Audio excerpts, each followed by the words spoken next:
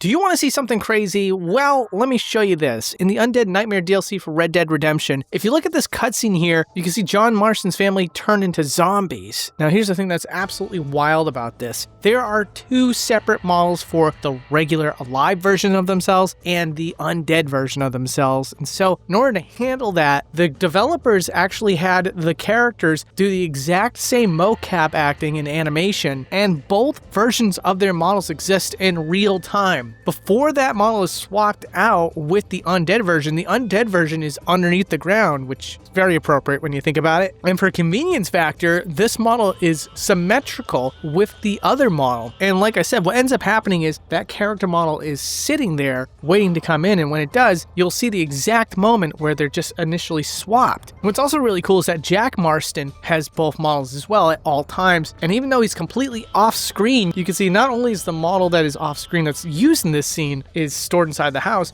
but the one underneath the ground also has that exact same animation, so you can see that, and you can see the unused animation here. So we're going to be looking at all sorts of things from the undead all the way to the essentially alive main game of an ongoing series where we basically take the camera anywhere we want to try to find secrets and new discoveries to some of our favorite games. And today we're going to be looking at Red Dead Redemption. And before we move on to the main game, I do want to show you this particular cutscene here where it's supposed to show the zombie's hand clutching to the window, but you're not supposed to see anything else. So what does the rest of the model even look like here? Well, as you can see, Uncle is actually on his knees, which is something that's a little surprising to me because it seems that the model is angled in such a way that it would exist properly, organically in the game world. Now, if we move over to the very first cutscene of the game, you might remember a scene where John Marston is on the train, and you might wonder, hey, how does the train scene work? Because there's a lot of games where it tends to be on a running track or something like that. Well, in the world of Rockstar, that train really is on a train track, but it's still not devoid of cool little developer trickery. What we're seeing here is that the train actually jumps around on the track,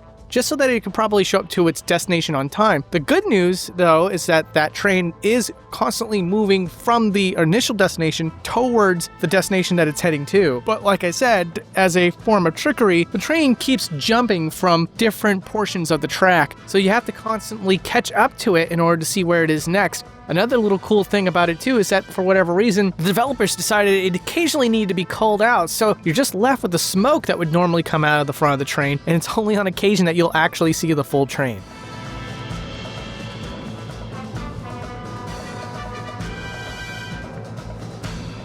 And then obviously with open world games, it's always really fun to see the entire map in one shot. But one of the things that was actually a little bit challenging about doing this for this episode is that the game doesn't refresh the frames outside of the boundaries. It's one of those games where every single time you move a frame within its void, the void actually captures that image, and it just makes it really messy and a huge eye strain for the casual viewer. Except for you, of course, you're far from casual. But anyways, what basically I was able to do was I found a light setting that made the entire game world bright white for some reason. So what I did was I just kind of swept all the void in this white light, which makes it look like it's just a white void, and then switched the lighting of the game map to something that's not stark white. So what ends up happening is we have a nice clean image of the overworld map. And also one of the things I'll mention here is that the snow caps, surprisingly, have its own level of detail that's really high up in the sky, something that no player would be able to see. Not that you really can do much in the sky in Red Dead Redemption anyway, but yeah, it's really cool to see that at a certain point, the snow caps on these mountains just disappear and become more like unmolded clay. And speaking of level of detail, if you look over here in Blackwater, you can see that there are buildings that were originally meant to be part of the town's design, but they were removed later in the game. But for the low level of detail for this town, you can still see the buildings. And in fact, they stand out like a sore thumb, being like a light brown and compared to the other buildings.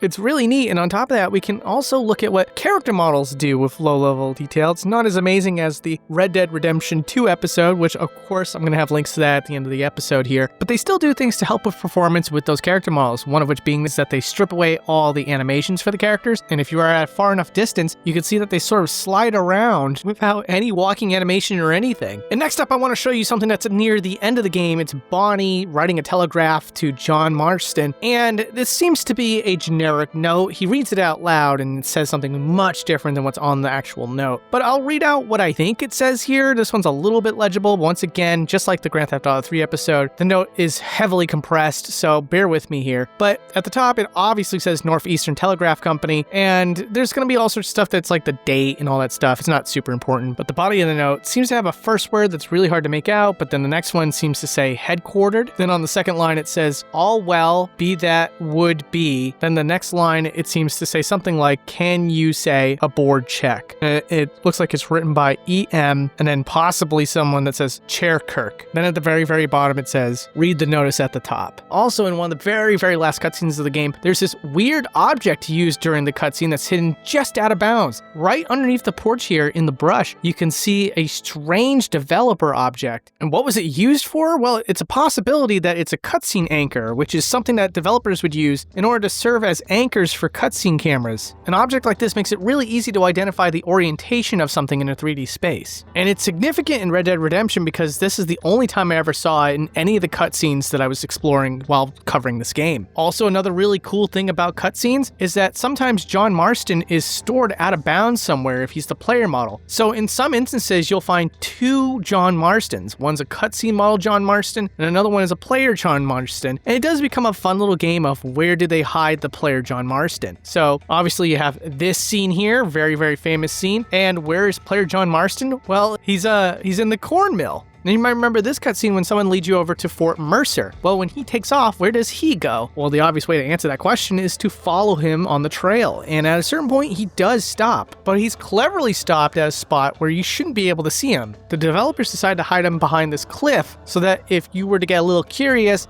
it still wouldn't be within the player's view before the game would probably force you into a fail state for your mission. In this cutscene, you can see out of bounds, he's just standing on the porch for a good while with his mouth agape. This is just a little bit surprising because in most scenes, characters are stored underneath the environment, not typically off to the side somewhere. Marshall, I've just been up in the canyon, spying like you said. And here's an especially crazy, weird, unique situation. In the snake oil salesman part of the game, you can see that the characters that are used throughout that mission do get stored and placed somewhere after the mission is done. All those characters that were used for that scene get stored underneath John Marston after the cutscene's over, and they sort of make two separate lines that are bowed a little bit. Not quite a circle, but not quite two straight lines either, and they all try to walk towards each other.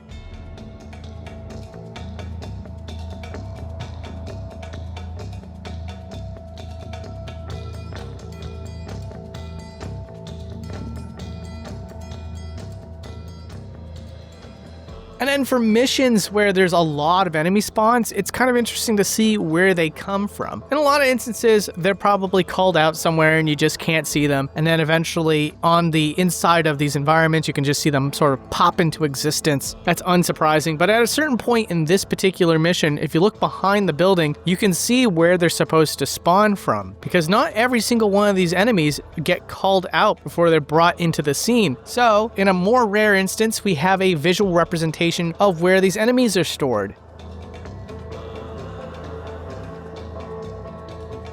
Back to Undead Nightmare. If we take the camera over here and show you a zombie that's going to pop out very shortly in this cutscene, you can see the mocap actor make a hand gesture before his character model is brought into the scene. He sort of crosses his wrists together to signify something.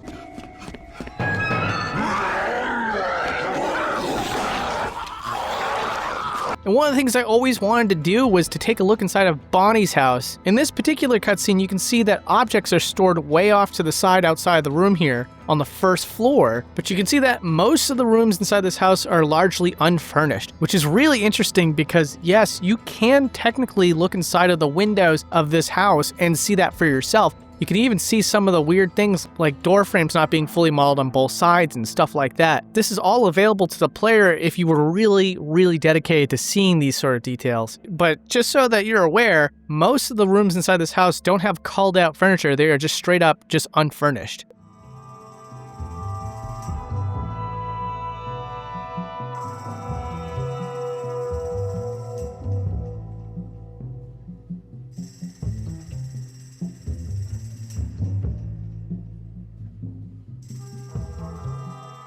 And it's showing you yet another example of how the developers seem to put this game together with scotch tape and glue, because there's no consistency to how these cutscenes are handled, it seems like. Here's one that's pretty unique where the characters leave the scene, and as soon as they get outside of the player's view, the character models seem to just teleport straight into the ground as soon as they hit a certain point. And we got many, many examples of T-posing. The developers of Rockstar do use T-posed models, so you're going to find them a lot, especially before they're pulled into spots and where they're needed. So here you can see two character models stacked on top of each other, weirdly enough stored with a door, so the door is cutscene specific, and so therefore it needs to be stored out of bounds before it's used. Here's another one where John meets Bill for the first time, and inside of Fort Mercer, behind a cart, you can find a couple of characters also in a T-pose.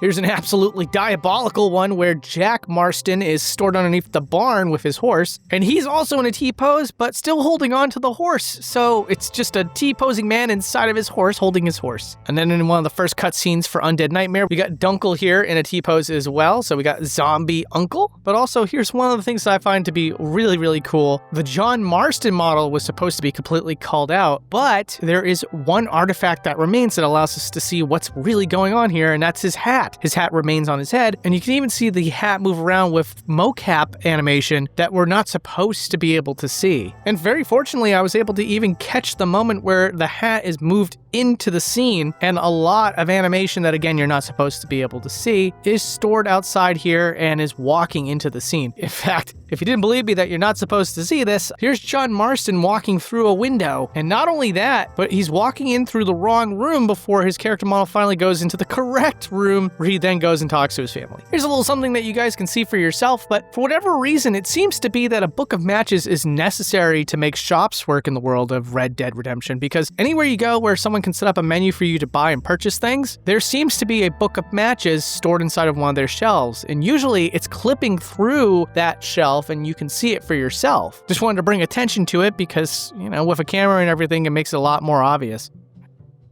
Also, here's what it looks like when you're collecting furs in Red Dead Redemption. If we take the camera out, we can see that the character model for the animals just disappear completely, and then it's replaced with a furless version of the little buddy. Except for my example, I used an armadillo, so of course, there is no fur. Also, here's a close-up of a skunk.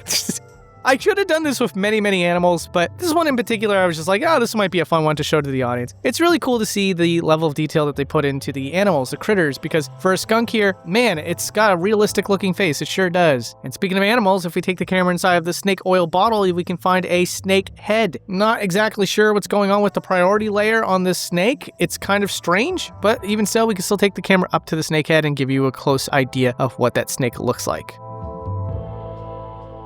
Also want to take the camera close up to Dutch. Now, there isn't a lot to say about Dutch, but the one cool thing is that he's wearing a necklace, and that necklace, when taking the camera all the way up close, shows that it's just a metal circle attached to a piece of string. Speaking of Dutch, you can see what happens to him when he gets shot and he falls off the cliff. Here's the entirety of where his character model goes as he's falling down. But naturally, at the end here, there's a cutscene where his character model does not line up to where he fell. Now, here's a really cool fact about Red Dead Redemption. The first of which being that near the end of the game, obviously, John Marston reunites with his family, including his wife, and it shows a scene where John Marston gets out of bed.